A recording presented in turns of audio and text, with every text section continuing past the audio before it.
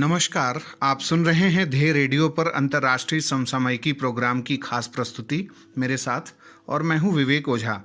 आज बात करेंगे बांग्लादेश की। भारत के पड़ोसी देश बांग्लादेश को चीन ने धमकाया है कि वह क्वाड नामक समूह से जुड़ने का विचार भी मन में न लाए, नहीं तो उसे गंभीर परिणाम भुगतने पड़ेंगे। एक्चुअली जिस तरीके से कई देश जैसे France, Germany, Britain, Canada Indo Pacific strategy बना रहे हैं और कुछ इसमें से तो क्वाड से जुड़ने पर भी विचार कर रहे हैं, उससे चीन दबाव में आ गया है। विवादों को खड़ा करने और अशांति फैलाने में चीन की भूमिका तो जग जाहिर ही है। चीन बांग्लादेश सहित दक्षिण एशियाई देशों जैसे श्रीलंका, पाकिस्तान, मालदीव, नेपाल को अपने रहमो करम पर रहने वाले देश के रूप में देखता रहा है। लेकिन बांग्लादेश के विदेश मंत्री ने इस बार चीन को साफ जवाब दिया है कि बांग्लादेश चीन का कोई असेट नहीं है जिसे वह जब चाहे जैसे चाहे यूज कर ले।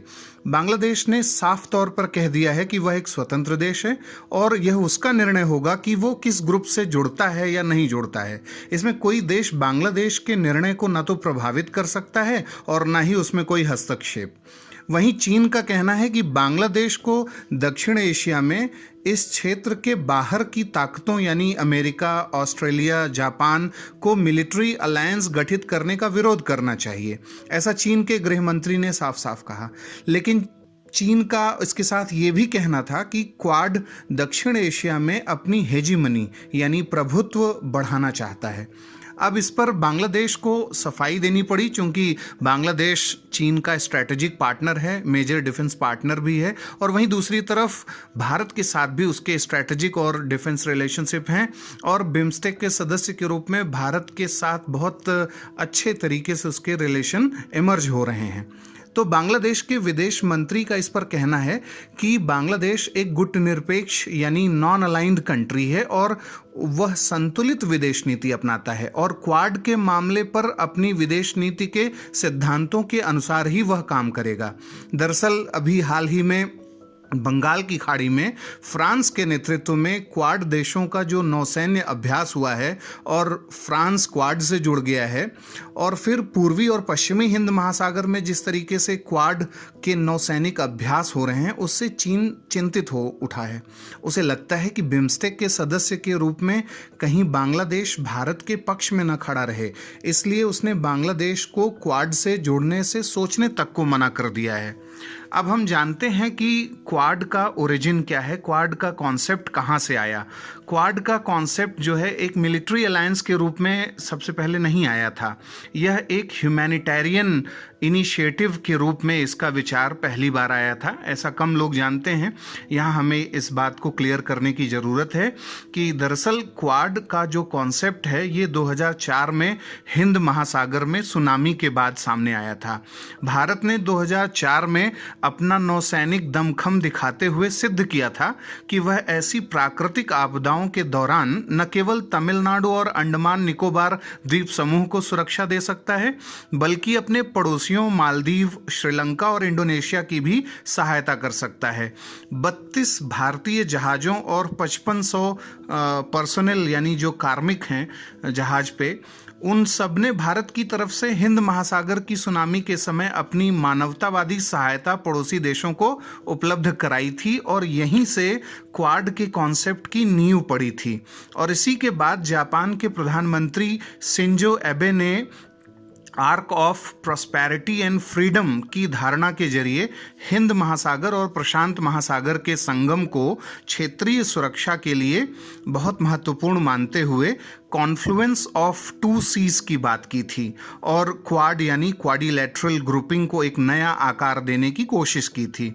दिसंबर 2006 में तत्कालीन भारतीय प्रधानमंत्री मनमोहन सिंह ने भी जापान के arc of prosperity and freedom की धारणा का समर्थन और स्वागत किया, और इसी वर्ष 2007 में जो मालाबार संयुक्त सैन्य अभ्यास हुआ था, उसके आयोजन के साथ ही क्वाड की धारणा को एक नया आधार मिला और यह अभ्यास विशाखापत्तनम में जब आयोजित हुआ तो जापान, ऑस्ट्रेलिया और सिंगापुर को भी इससे जोड़ा गया।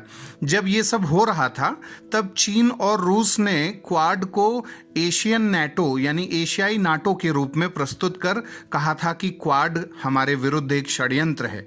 लेकिन 2007 से 2017 के बीच क्वाड एक मजबूत अलायंस के रूप में मूर्तमान नहीं हो पाया। इसके पीछे कुछ कारण थे, जैसे अमेरिका, जिसे उत्तर कोरिया के साथ 6 पार्टी वार्ता में चीन का सहयोग चाहिए था, उसने क्वाड के प्रति अपना रुझान हल्का कर दिया था। और ऑस्ट्रेलिया ने भी लंबे समय तक चीन के साथ जरूरी व्यापारिक संबंधों के चलते अपने को क्वाड की धारणा और मालाबार संयुक्त अभ्यास से दूर रखा। लेकिन वर्ष 2017 में अचानक भारत, ऑस्ट्रेलिया, अमेरिका, जापान जैसे देश क्वाड में नई ऊर्जा फूंककर साथ नजर आने लगे। अब सवाल ये उठता है कि 2017 में ये सब क्वाड को मजबूती देने के लिए एक साथ क्यों राजी हो गए? इसका उत्तर हमें चीन की आक्रामक नीतियों में ही मिलेगा। वर्ष 2015 से चीन जिस तरीके से साउथ चाइना सी, ईस्ट चाइना सी, इंडियन ओशन, मिडिल ईस्ट के राष्ट्रों के महासागरीय संप्रभुता का उल्लंघन करने लगा, दक्षिण पूर्वी एशियाई देशों जैसे Vietnam, Taiwan, Philippines, Brunei Darussalam, Malaysia, इन सब के एक्सक्लूसिव इकोनॉमिक जोन यानी अनन्य आर्थिक क्षेत्रों का उल्लंघन करने लगा, प्रमुख महासागरों में तेल, गैस, खनिज और मत्स्य संसाधन पर अवैध निगाह रखने लगा। उससे क्वाड के सदस्य देशों को, जो आज के सदस्य देश हैं, उन्हें तब लगने लगा कि अगर चीन को काउंटर बैलेंस नहीं किया गया तो वह साम दाम दंड भेद से हिंद और प्रशांत महासागरीय क्षेत्र पर राज करने लगेगा।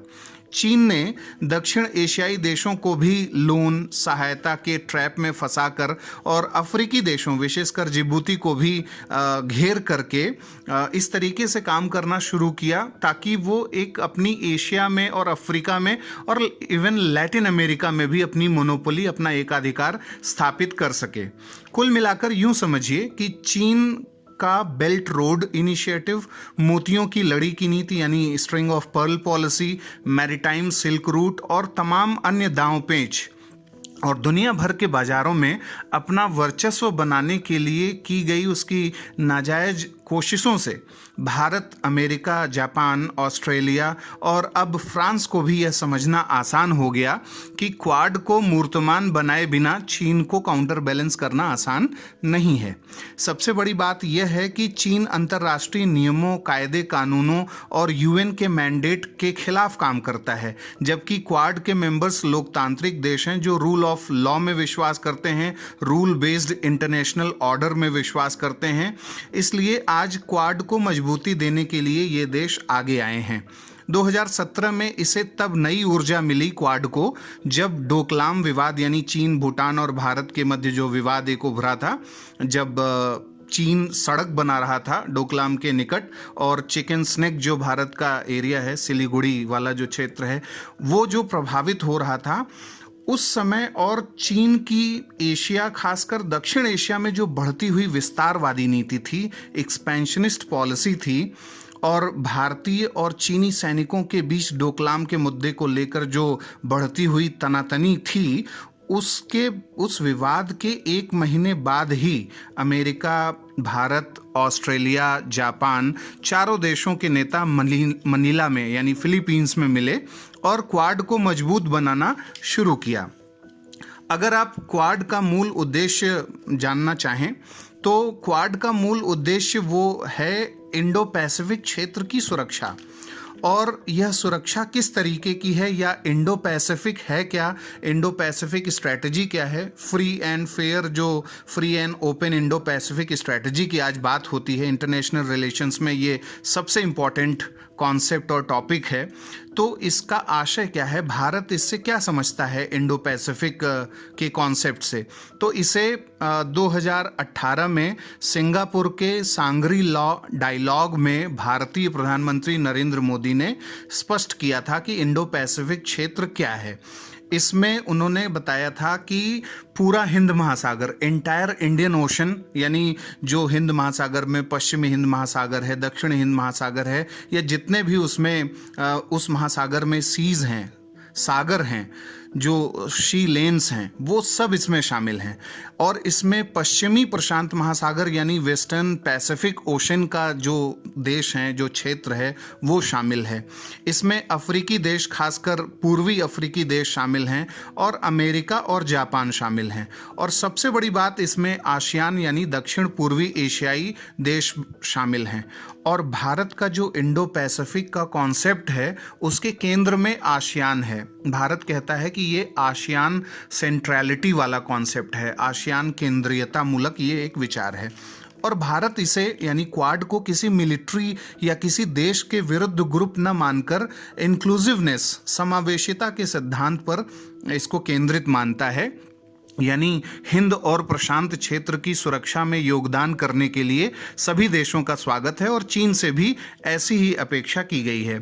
तो अंत में हम बस ये जानें कि क्वाड जो है वो फ्रीडम ऑफ नेविगेशन यानी नौगमन की स्वतंत्रता, जो महत्वपूर्ण समुद्री वाणिज्यिक मार्ग हैं, इम्पॉर्टेंट सी जो कमर्शियल लेन्स हैं, शिपिंग लेन्स हैं, उन सभी में सभी देशों के जहाज़ों की अनइंटरप्टेड मूवमेंट, ब्लू इकोनॉमी का विकास कैसे हो, रूल बेस्ड इंटरनेशनल ऑर्डर कैसे चले और कैसे मैरीटाइम रूल्स रेगुलेशंस से सभी देशों की जो प्रादेशिक जल हैं, टेरिटोरियल वाटर हैं, उनका जो क्षेत्र है वो कैसे सुरक्षित हो, राष्ट्रों का एक्सक्लूसिव इकोनॉमिक जोन का सम्मान की बढ़ोतरी हो, ऐसे चीज़ों को बढ़ावा देने के लिए आज क्वाड मुखर होकर के काम कर रहा है। और कोविड एरा में तो अभी बीते समय में मार्च में 12 मार्च को जो वर्चुअल मीटिंग हुई थी क्वाड की, उसमें क्वाड को ग्लोबल हेल्थ पार्टनरशिप को बढ़ावा देने वाले ग्रुप के रूप में भी पेश किया गया था। अब बारी है आज के सवाल की और इसका उत्तर आप हमें कमेंट बॉक्स में बताएं। अभी हाल ही में किस यूरोपीय देश ने अपनी इंडो पैसिफिक स्ट्रेटजी बनाई है जिसे भारत ने भी अपनी मान्यता दे दी है?